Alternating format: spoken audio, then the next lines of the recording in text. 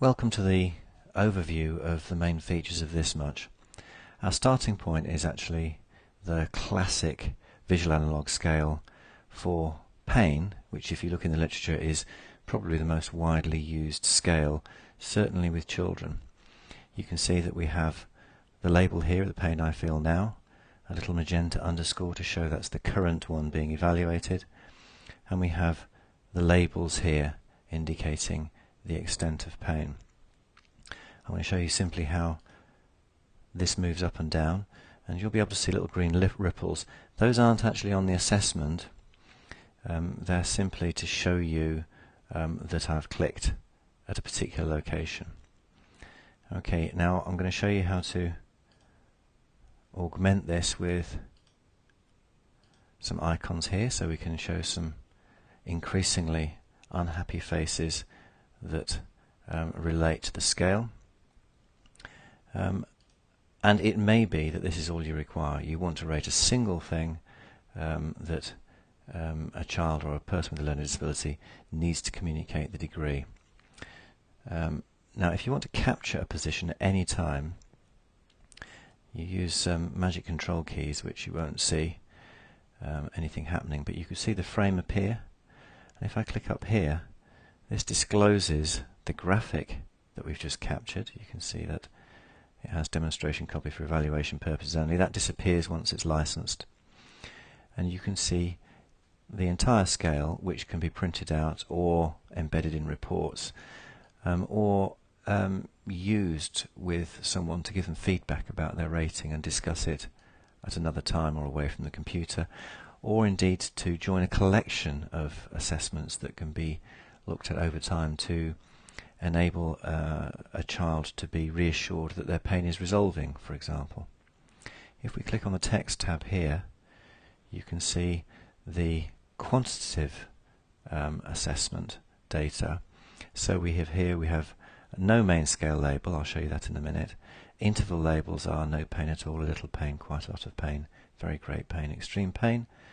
There's the identity of the person, and you can see we're using a flag, and this has produced a positive rating of 112. And the label is the pain I feel now.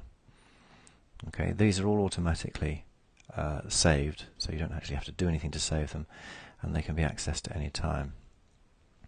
Let's go from this point and change something about this. Let's add in a stem, the pain I feel.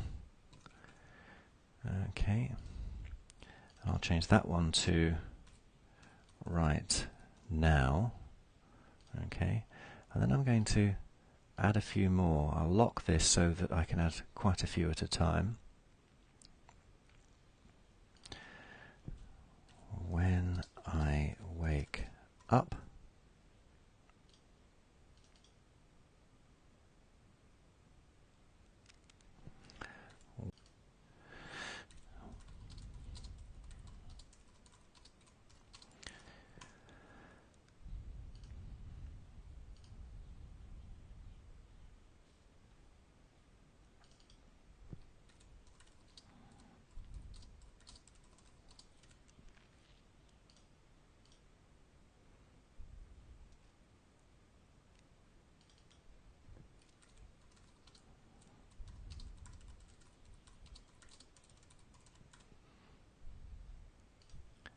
Okay, so I'm adding a lot of labels here that relate to different aspects of experience or interaction.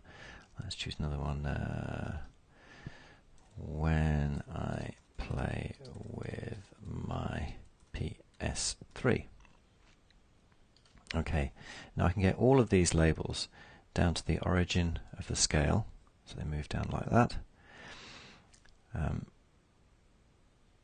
And we can take them one at a time. So the current one has the magenta label, the pain I feel when I play with my PS3. And I click on this one, the highlight changes. When my dressing is changed, that hurts a lot. When mum is with me. Okay. Mum is not quite as good as my PS3, but not far off. But best of all is when I play with my dog.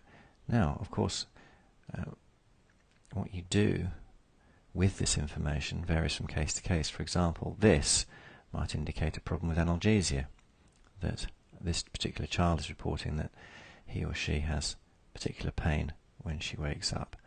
And right now it is somewhere about there. Okay, we can now put that away, and if that's if the child is happy with that rating, we capture it again, and you can see now there is the data, and you can see that's the first one we captured, we've already discussed. This is the new one now, and you can see that there are ratings for the scores, and added is an image of this. Okay, so immediately we have some interesting areas that we might want to investigate further with respect to pain. In the next video I'm going to be looking at something other than pain. I'm not quite sure yet, I'll make that up as I go along, but it'll give you an idea of how we can use pictures and how we can use figures of people to represent interactions and experiences.